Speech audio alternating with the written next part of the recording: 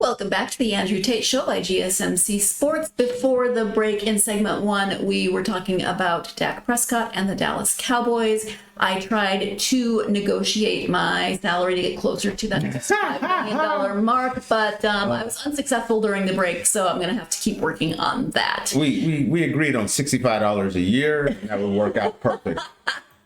I have got to get a better agent or work on my negotiating skills. So that's what I know about that. We're going to talk about the Indiana Fever and Dallas Clark. Wow. Dallas Clark would be an old player from the San Francisco 49ers. Now that's impressive that you can pull anything like that out of your brain. He's a legendary player, but yes, that's who Dallas Clark is. That is not what we're talking about. The Indiana Fever's season has started off rocky, akin to a UPS service inundated with complaints, unable to catch a break amid a pile of early struggles. At the center of this turbulent start is rookie sensation Caitlin Clark, whose performance has been a roller coaster. Clark, fresh from Iowa, has shown flashes of brilliance, but also faced inconsistency, typical for a newcomer adjusting to the WNBA. Clark's scoring has been erratic, oscillating between modest single-digit games and explosive performances, such as her recent 30-point outburst against the Los Angeles Sparks.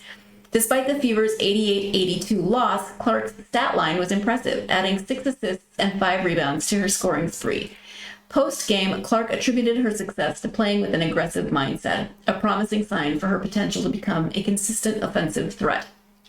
However, Clark's shooting percentages tell a different story. She is currently hitting less than 38% from the field and three-point range, from both the field and the three-point range. This shooting slump is compounded by the struggles of her teammates. Notably, Aaliyah Boston, expected to be a reliable scorer, has averaged just over 10 points per game in the early stages of the season. The Fever's tough schedule has not made Clark's transition to the professional level any easier. Early matchups against top-tier teams like the Las Vegas Aces, Connecticut Sun, and New York Liberty have thrown Clark into the deep end of the WNBA competition. Yet despite these challenges, she continues to show resilience and flashes of the talent that made her a standout in college. As Clark becomes more accustomed to the defensive schemes she faces in the WNBA, there is optimism that her high-scoring games will become more frequent. The Fever and their fans hope that Clark's aggressive approach and growing experience will help turn their season around and bring more consistent performances from the team as a whole. So, Tate, what do you think? We're early in the season. It is her first season. Too much pressure? What are you thinking? No, I don't think it's anything to do with pressure. I feel like Caitlin Clark gets a lot of heat thrown her way, which I think is totally unjustified. I think there's a subset out there that want to see her fail, which is disappointing, and that's within the WNBA community and outside. I've had conversations with people outside of the WNBA, and it's kind of like there's not a lot of either you're a fan or you're for or you're against her. There's not a lot of gray area with her. And I don't understand why there's this whole subset that is like pushing her. I mean, like throwing a lot of shade her way. And they're looking for reasons to report how she's doing so bad. But she's not. She is not doing bad at all. She was the number 1 pick in the WNBA draft. You want to know why the Indiana Fever had the number 1 pick in the draft? Do you know the answer, Sarah? I do not know the answer. Because they were absolutely the worst team in the NBA. Okay, that makes sense. Guess what? They were the worst team before that. They haven't been a great team. They don't have a lot of talent on that team. Okay, then you mix in, start the year off, maybe the toughest schedule in the WNBA. So, bad team, really tough schedule. The number 3, Caitlin Clark is a rookie, a brand new rookie, just getting used to the WNBA. So bad team, tough schedule, learning the WNBA. And you know what she's done? She's had some huge games. She's had some not so great games. But that's kind of what you expect from a rookie. I remember when Victor Wembanyama had his very first game, they were bashing him. He's trash. Get him out of here. Well, guess what? Rookie of the year, and in my opinion, he was defensive player of the year. Given time, he got better and better, made the adjustment, and ended up having an amazing year.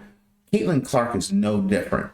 She's going to adjust. She's going to get better. But when you're on such a team that I'm not meaning to say bad things about her teammates, but they're not high-level teammates.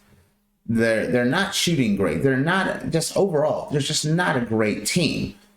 When you have a team that doesn't have a supporting cast around it, it's a lot easier to trap, double team, and scheme against a one-dimensional team. And that one dimension is Caitlin Clark.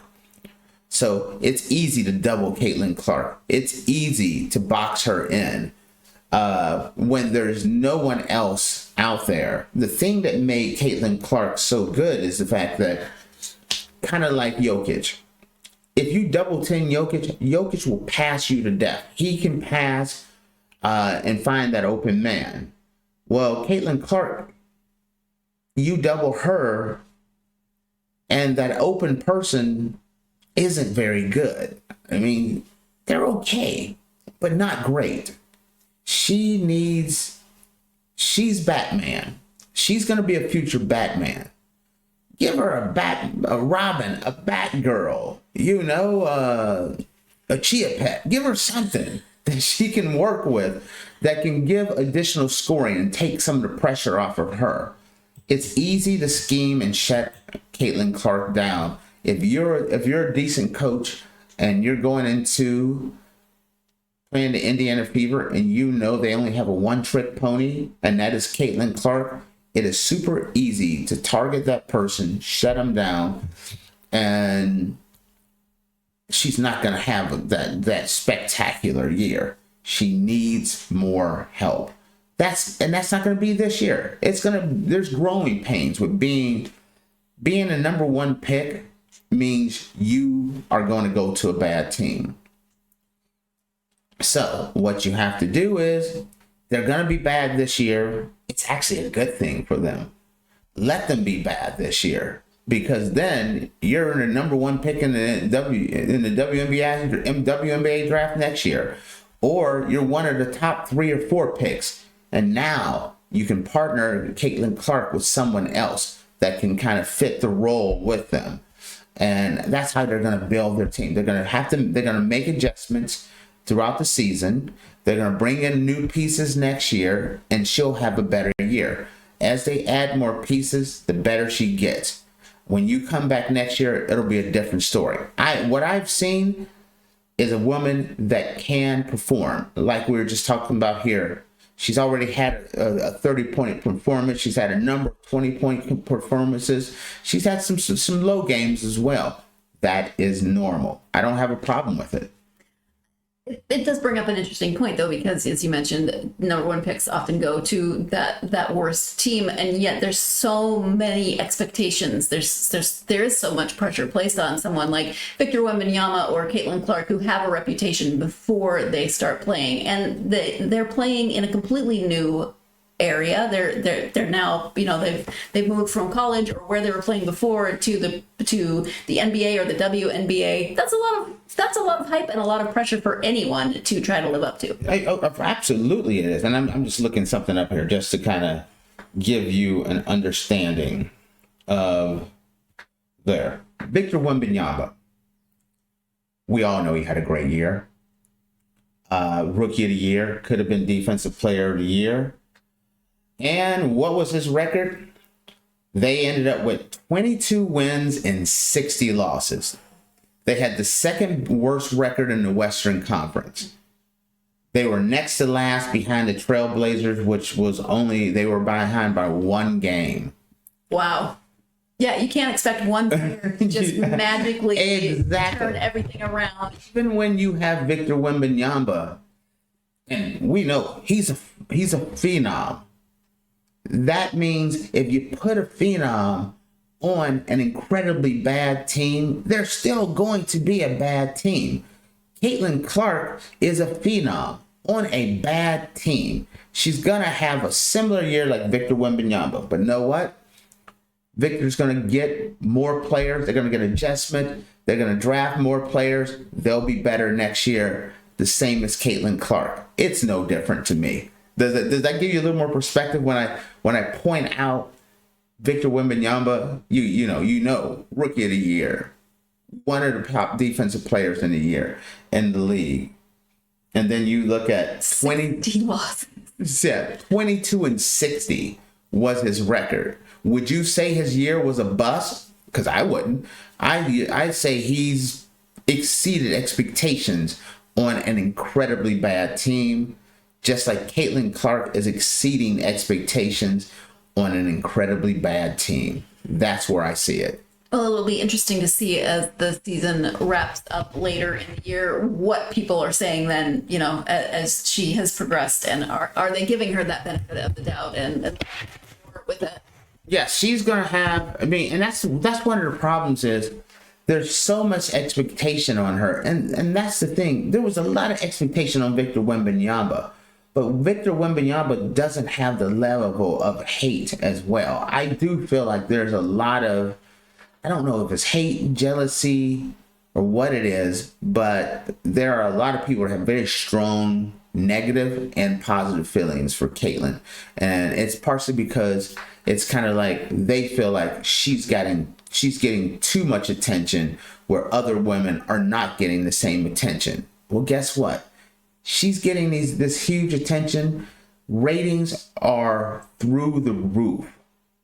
They've increased, I think, like 2 or 3 fold. It would take the NBA, I think they were figuring out at the current rate that the WNBA was increasing, Caitlin Clark coming there is equivalent of taking 5 years to get to this point. I saw something similar, yeah. Yes, the Caitlin effect is a real thing. And it helps these women get notarized, more television views, better ticket sales, all of this. It's a good thing. I love, someone else said, when people are complaining about how much attention Caitlin gets, Caitlin is getting the absolute right amount of attention because sponsors and advertisers and network partners aren't going to put her on unless there's butts in the seat and eyes on the TV screen. Yep. And she's getting them. And that's good for the WNBA. Absolutely. Well, we're going to wrap this segment up. We're going to stick with basketball when we come back, but moving to the NBA draft and Bronny James, excuse me. Whoa. No. Got a little choked up. She got a little choked up over Bronny James, you know. Got a little choked up. I feel like I swallowed a bug. Oh, God dang. I didn't swallow a bug, but yeah, we talked about Bronny James declaring for the NBA draft, and I'm going to go try to not choke during the break. You are tuned into the Andrew Tate Show by GSMC Sports, and we will be right back.